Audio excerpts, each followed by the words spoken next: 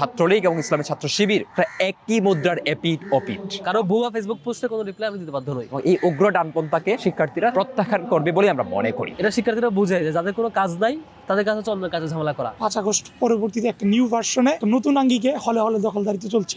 Specific বলবেন যে অমুক হলে তমুক করছে, তাহলে আমি এটা রিপ্লাই দেবো। আমরা যদি খোঁজ নিয়ে দেখি এই যে ক্লাবগুলো, এই ক্লাবগুলোর নেতৃত্ব বা এই ক্লাবগুলোর কন্ট্রোল একটি নির্দিষ্ট ছাত্র সংগঠনের হাতে। নির্বাচন আসার আগেই নির্বাচনকে কেন্দ্র করেই আমরা দেখলাম যে অবাধ টাকার ফ্লো ভেতরে ঢোকা শুরু করলো। কেউ ফেসবুকে ক্যাম্পেইন করবে আর সেটা রিপ্লাই এবং সেটাকে অভিযোগ বলে ধরে দেবে, সেটা অভিযোগের কোনো ইয়ার মধ্যে পড়ে। এটা হচ্ছে প্রপাগান্ডা। ওয়ালটন এখন দেশের সীমানা পেরিয়ে পৌঁছে গিয়েছে 50টিরও বেশি দেশে। ওয়ালটন, ঘরে ঘরে বিশ্বজুড়ে। এবারে ডাকসু যেভাবেই বলুক না কেন, সবচেয়ে বেশি মতাদর্শিক একটা ডাকসু।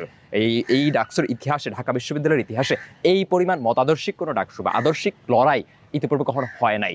আজকে ঢাকা বিশ্ববিদ্যালয়কে আমরা সেই যারা হচ্ছে এদেশের স্বাধীনতারই বিরোধী, এদেশে এই বিশ্ববিদ্যালয়ে এই জগন্নাথ হলে আমি এখন দাঁড়াই আছি, এই জগন্নাথ হলে যারা গণহত্যা চালিয়েছে, জহুরুল হক তৎকালীন ইকবাল হলে যারা গণহত্যা চালিয়েছিল, ওই শিববাড়ি মোড়ে যারা গণহত্যা চালিয়েছিল, শহীদ বুদ্ধিজীবীদের নির্বিচারে যারা হত্যা করেছিল, সেই গোষ্ঠীর নিয়ন্ত্রণে সেই গোষ্ঠীরা এই বিশ্ববিদ্যালয়ের প্রতিনিধি হবে কি না সেটা একটা জরুরি প্রশ্ন।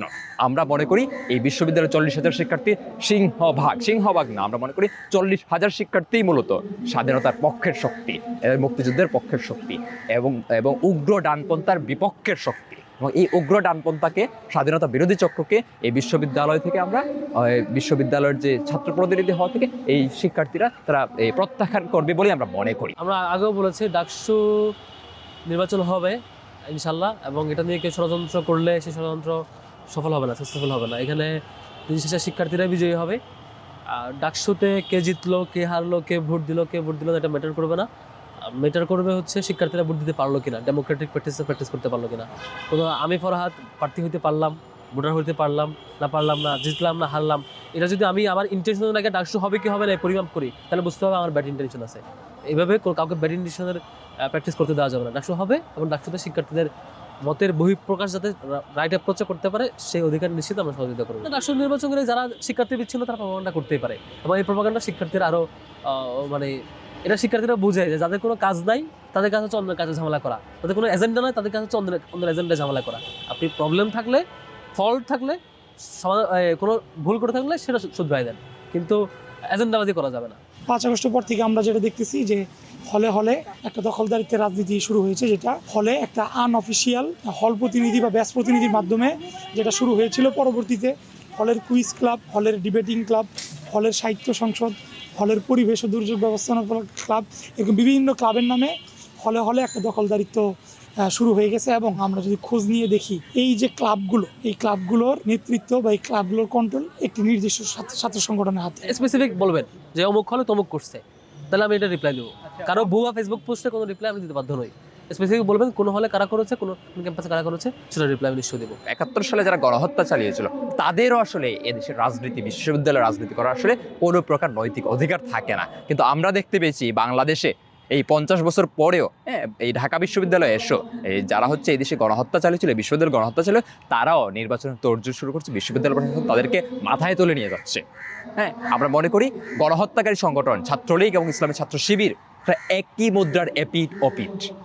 এই বিশ্ববিদ্যালয়ের শিক্ষার্থীর দুই অংশকেই ঘৃণা ভরে প্রত্যাখ্যান করবে। কেউ মব তৈরি করছে, শিক্ষার্থীরা দেখছে মব কারা তৈরি করে, শিক্ষার্থীরা দেখেছে কারা সুস্পষ্ট বিচারিক হত্যাকাণ্ডকে বৈধতা দিয়ে দিচ্ছে, শিক্ষার্থীরা দেখেছে কারা পুরনো সেই যারা বাকশাল কায়েম করছে আবার শাহবাগী ফেসিবাদী কায়েম করছে, আবার শিক্ষার্থীরা দেখেছে কারা 71কে মুজিববাদী ফরম্যাটে উপস্থাপন করতে চায়। আমাদের গৌরবোজ্জ্বল অধ্যায় যে 71 মুক্তিযুদ্ধ, মহান মুক্তিযুদ্ধ, সেটিকে কারা মুজিববাদী এবং হাসিনাবাদী ফরম্যাটে নিতে চায়, এবং দিল্লির আধিপত্যবাদী প্রজেক্ট মোদিবাদী সিনড্রোমের বহিঃপ্রকাশ কারা ঘটায়। আমরা বলবো যে নির্বাচনের লেভেল প্লেয়িং ফিল্ড তো দূরে থাক, এই মুহূর্তে কোনো ফিল্ডই নাই, নির্বাচন করার মতো কোনো ফিল্ডই নাই। এখানে একটা দখলদারিত্ব চলছে। আমাদের যে গণতান্ত্রিক অধিকার এটা প্রয়োগ করার যে একটা ব্যাপার, সেটা এই মুহূর্তে যদি এরকম একটা আনপ্যারালাল একটা ফিল্ডে যদি ইলেকশন হয়, গণতান্ত্রিক যে একটা মূল্যবোধের যে একটা প্রস্ফুটন, সেটা আমরা এই মুহূর্তে দেখতে পারবো না। স্পেসিফিক বলবেন যে অমুক হলে তমুক করছে, তাহলে আমি এটা রিপ্লাই দেবো। কারো ভুয়া ফেসবুক পোস্টে কোনো রিপ্লাই আমি দিতে বাধ্য নই। স্পেসিফিক বলবেন কোন হলে কারা করেছে, কোন ক্যাম্পাসে কারা করেছে, সেটা রিপ্লাই আমি নিশ্চয়ই দেবো। কেউ ফেসবুকে ক্যাম্পেইন করবে আর সেটা রিপ্লাই এবং সেটাকে অভিযোগ বলে ধরে দেবো, সেটা অভিযোগের কোনো ইয়ার মধ্যে পড়ে। এটা হচ্ছে প্রপাগান্ডা, এটা হচ্ছে মিথ্যা প্রপাগান্ডা। স্পেসিফিক কেস বলবেন, অভিযোগ বলবেন, সুনির্দিষ্ট রেফারেন্স দিয়ে, সেটা আমরা অবশ্যই রিপ্লাই দিতে বাধ্য। বাংলাদেশের ইতিহাসে ছাত্র রাজনীতিতে কোনো অবাধ টাকার ব্যাপার বা অবাধ টাকার ফ্লো, শিক্ষার্থীদের মধ্যে এই বিভিন্ন জিনিসপত্র দেওয়া, এই ধরেন এটা সেটা হোক পানির ফিল্টার হোক কিংবা আর্থিক প্রণোদনা দেওয়া হোক, কোনো ছাত্র সংগঠন করছে বলে আমার মনে নাই।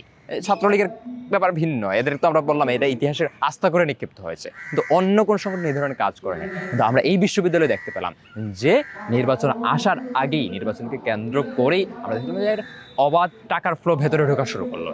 একদিকে যেমন হচ্ছে এই পেশি শক্তির ব্যবহার যেরকম এই রাজনীতির জন্য ক্ষতিকর, বিশ্ববিদ্যালয়ের জন্য ক্ষতিকর, ঠিক একই রকম হলো অবাধ টাকার ব্যবহার নির্বাচনকে কেন্দ্র করে, সেটাও বিশ্ববিদ্যালয়ের জন্য ক্ষতিকর। বিশ্ববিদ্যালয় প্রশাসন এদিকে কোনো প্রকার কর্ণপাত করে নাই, সেগুলো যাতে বন্ধ হয় কিংবা আর যাতে কেউ করতে না পারে সেগুলোর দিকে সে আসলে নজর দিচ্ছে না। ফলে স্পষ্ট বিশ্ববিদ্যালয়ের প্রশাসনের এক ধরনের পক্ষপাতিত্ব আছে। শিবিরের সাংগঠনিক বাজেটে যে পরিমাণ আয়োজন আমরা করতে পেরেছি এবং করার চেষ্টা করছি, নিশ্চয়ই ডাকসুর প্রতিনিধিত্ব করলে তখন সরকারি এবং বিশ্ববিদ্যালয়ের স্পন্সরে সকল শিক্ষার্থীকে রাইট ট্র্যাকে নিয়ে যাওয়া, তাদের দক্ষ করে গড়ে তোলা, তাদেরকে ম্যাক্সিমাইজ করে তাদের সকল ক্যাটাগরির লিমিটেশনকে অ্যাড্রেস করা, এটা আমরা সক্ষম হবো বলে বিশ্বাস করছি।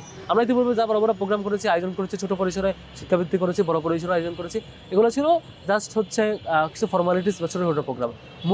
মূল কাজ এটা না, মূল কাজ হচ্ছে বিশ্ববিদ্যালয়ে কোনো শিক্ষার্থী যাতে ক্রাইসিস না থাকে, বিশ্ববিদ্যালয়ে কোনো শিক্ষার্থী যাতে সংকট ফেস না করে, বিশ্ববিদ্যালয়ে কোনো শিক্ষার্থী যাতে তার স্কিল ডেভেলপমেন্ট এবং ক্যারিয়ার ডেভেলপমেন্ট এবং তার ফিউচার বিনির্মাণে যাতে প্রবলেমের মধ্য দিয়ে তাকে ঝরে পড়তে না হয়, এটা নিশ্চিত করা। এই কাজগুলো আমাদের নানান আয়োজন আগে ইন্টারনালি ছিল, এখন এক্সটার্নালি থাকবে, উন্মুক্ত পরিবেশে থাকবে।